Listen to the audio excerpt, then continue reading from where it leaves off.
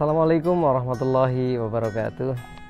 Bapak Ibu pendidik dan teman-teman mahasiswa sekalian, salah satu kebijakan Pak Menteri Pendidikan adalah menyederhanakan RPP.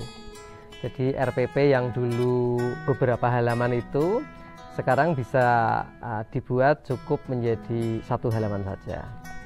Mari kita diskusi bagaimana ya sudut pandang teori tentang perencanaan pengajaran itu, dan bagaimana menyusun rencana pengajaran yang lebih sederhana secara teknis tetapi secara teoritis tetap memenuhi standar atau kaidah dalam perencanaan pembelajaran.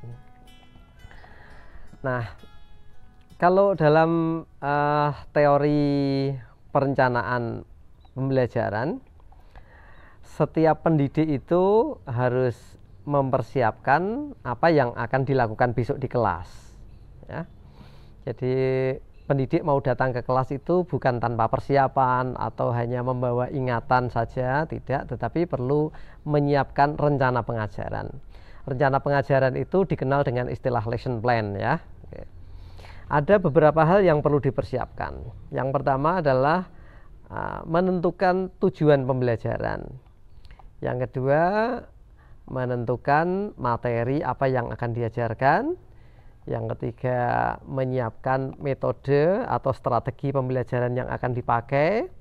Kemudian menyiapkan alat, media, dan bahan yang akan digunakan dalam pembelajaran besok. Dan yang terakhir, menyiapkan alat ukur keberhasilan belajar. Gitu. Nah, keterampilan-keterampilan tadi itu tidak serta-merta bisa didapat. Jadi perlu kita pelajari lebih dahulu teori-teorinya gitu. Ada beberapa mata kuliah yang memang sebaiknya diambil lebih dahulu sebelum menyusun rencana pengajaran. Paling tidak kan ada mata kuliah teori dan pengembangan kurikulum. Kemudian ada mata kuliah telaah kurikulum. Ini yang fokus berhubungan dengan materi yang akan diajarkan.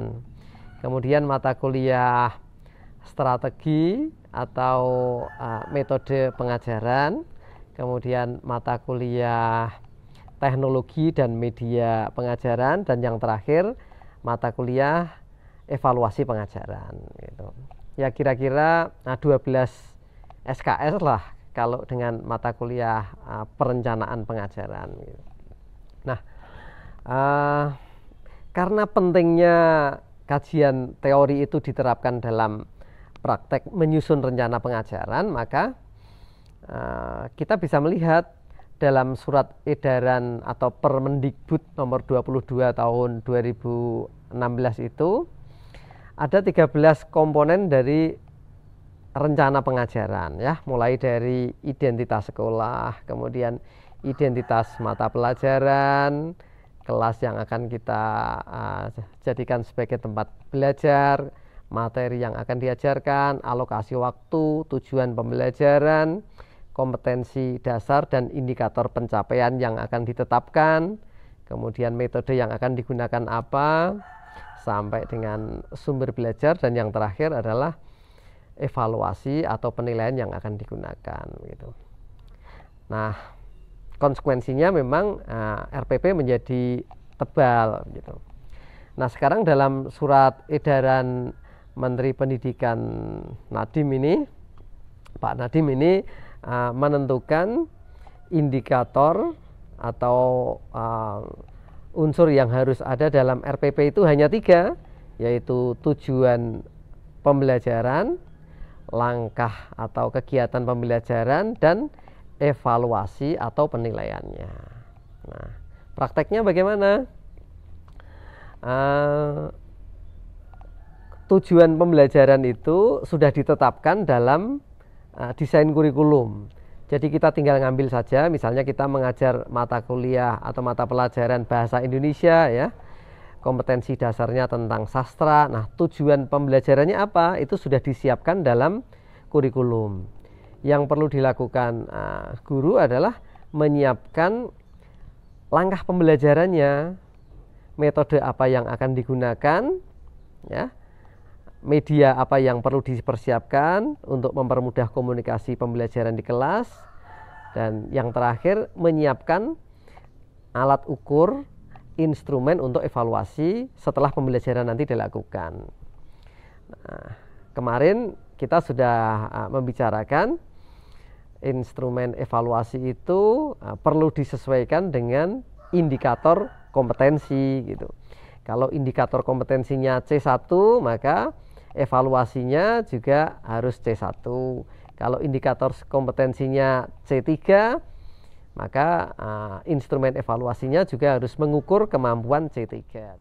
Anda silahkan menyusun instrumen rencana pembelajaran itu yang bervariasi, jangan semuanya C1, tetapi harus bertingkat dari C1, kognitif 1, kognitif 2, sampai kognitif yang ke-6 gitu. Itu kalau domainnya kognitif. Kalau domainnya afektif juga begitu, harus bertingkat.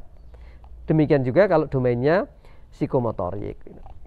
Jadi sebetulnya soal 1 lembar, 2 lembar atau berlembar-lembar itu bukan substansi. Yang menjadi substansi adalah bahwa setiap pendidik itu kalau mau mengajar harus mempersiapkan diri.